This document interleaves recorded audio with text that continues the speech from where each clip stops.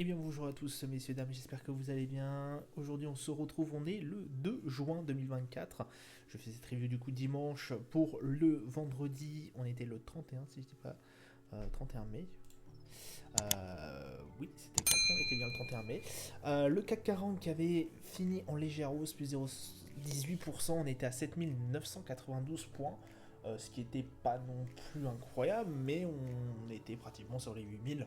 L'Eurostock plus 0,03, le DAX légèrement haussier plus 0,1, les FTSE plus 0,54. En revanche, au niveau des marchés américains, ça s'est plutôt bien passé. On a le Dow Jones qui est en nette hausse de plus 1,51, énorme hausse au niveau du Dow Jones. Le Nasdaq moins 0,01, le Nikkei 225 plus 1,14. On est au niveau des chiffres du pétrole Brent, on est à 80,63$, le 11 d'or 2327 dollars, l'euro USD 0,85, le Bitcoin pour l'instant, hein, forcément vous avez eu aussi le week-end qui est passé, on est à 67 731 dollars. Palmarès du SRD, on a Noawen qui fait un plus 20,57, Vision Group plus 3,63, Carmia plus 3,49.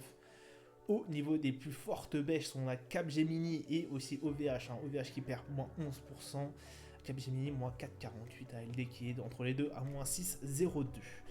Alors, que s'est-il passé aujourd'hui, ou plutôt vendredi? Écoutez, pas mal de choses. La première chose, c'est qu'effectivement, alors j'avais pas fait une review là-dessus, parce que j'ai de moins en moins de temps de vous faire un peu les actualités.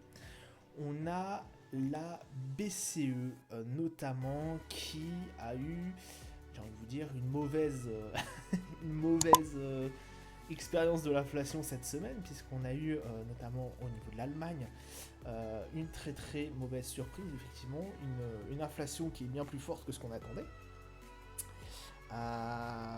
Ça commence à se compliquer. Alors, la BCE assouplira coûte que coûte la semaine prochaine, apparemment, ses taux directeurs. Bon, voilà, c'était quand même une mauvaise, j'ai envie de vous dire, expérience. Voilà, il fallait s'y attendre. En revanche, au niveau des États-Unis, écoutez, pas de mauvaise surprise. On a été à peu près dans les chiffres. Même, j'ai envie de vous dire, un petit positif pour cette journée de vendredi, puisqu'effectivement, vous le verrez sur les résultats. Je crois que c'est les dépenses des ménages de tête. Je me rappelle plus de. Je crois que c'est les dépenses des ménages qui ont été plus faibles, je crois, de tête, que attendu. Donc écoutez, bon, ça n'a pas non plus eu grand impact, mais on va dire qu'on était à peu près dans les clous et dans les cordes. Ce qui permettra potentiellement à la Fed de pouvoir faire un desserrement, au niveau de septembre. On est toujours dans les temps et on espère que c'est toujours sur la table au niveau de la Fed. Voilà ce qui a été vraiment énormément regardé au niveau des marchés. On a eu aussi, alors un peu plus fou, j'ai envie de vous dire, c'est notamment Nvidia qui a reculé de moins 1%. C'est pour ça qu'on a notamment un Nasdaq avec les 7 merveilles qui ont pas mal reculé pendant en tout début de séance, même tout à la fin. Et vraiment, dernières heures, je crois, 2 heures avant de clôturer, on a eu une remontée assez spectaculaire, parce qu'effectivement, au plus bas, on perdait moins 1,80 et quelques pourcents, moins 1,60, je crois que c'est monté. Peut-être pas 1,80, peut-être un moins 1,60. Et puis on a fini tout juste voilà, dans le négatif, mais très très proche de la séance normale. Pourquoi? Puisqu'effectivement, on a eu l'information comme quoi, sur tout ce qui était puces électroniques et autres, il y aurait eu une enquête qui serait faite par les autorités américaines, notamment pour regarder un peu les informations que pouvaient contenir ces puces, notamment pour celles qui partent au niveau de la Chine. Bref, il y a de cela en fait je vais vous dire, on mène l'enquête,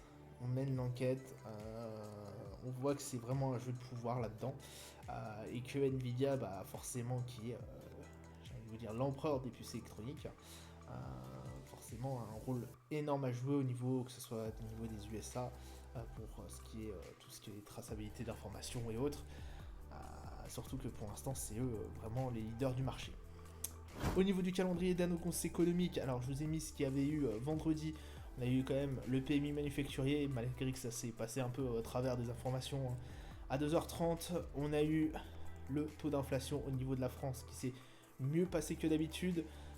Meilleur que ce qu'on attendait, hein, moins 2, on est à 2,2, donc c'est pas mal du tout, en tout cas pour la France. Taux d'inflation italien, pas grand chose à dire. Le taux d'inflation forcément européen, ça je vous l'avais pas dit, enfin c'était dans l'actu, enfin voilà, hein, on est largement un peu plus au-dessus, pas largement, un peu plus au-dessus de ce qu'on attendait. On avait un rebond qui a été signalé, hein, par l'agence. On était bien plus haut que ce qu'on attendait. Taux de croissance au niveau de l'Inde et du Canada, c'est un peu passé aussi à la trappe. Et nous, ce qu'on a intérêt, nous, ce qu'on a bien regardé, c'est forcément au niveau de l'indice PCE. Le PCE qui a été un peu plus faible, bon, c'était à peu près dans les cordes de ce qu'on attendait. Voilà, les dépenses, pardon, étaient en dessous de ce qu'on attendait. Pour moi, c'était pas si mauvais que ça. Vraiment, c'était même une légère bonne nouvelle. Malgré que ça n'a pas un gros impact quand même. Les dépenses, mieux vaut que ce soit les dépenses qui sont en dessous. Ça permet un peu de ralentir, j'ai envie de vous dire grosso modo l'inflation, même si on va pas énormément tenir compte. Ce qui va jouer aussi, c'est les revenus au niveau des ménages.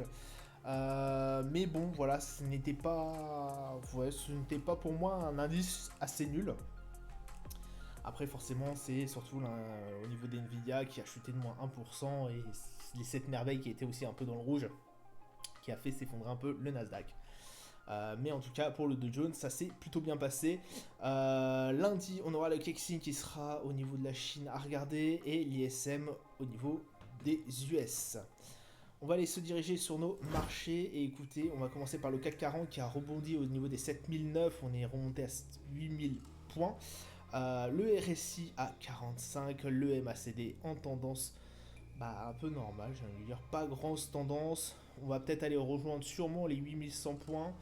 Le Brent qui est aux alentours des 80-24, on est largement parti au niveau des 80-57, des 83 pardon, oula j'ai du mal, des 83 dollars le baril, on les a vraiment décrochés. Alors attention, là on a, je vais vous dire, une petite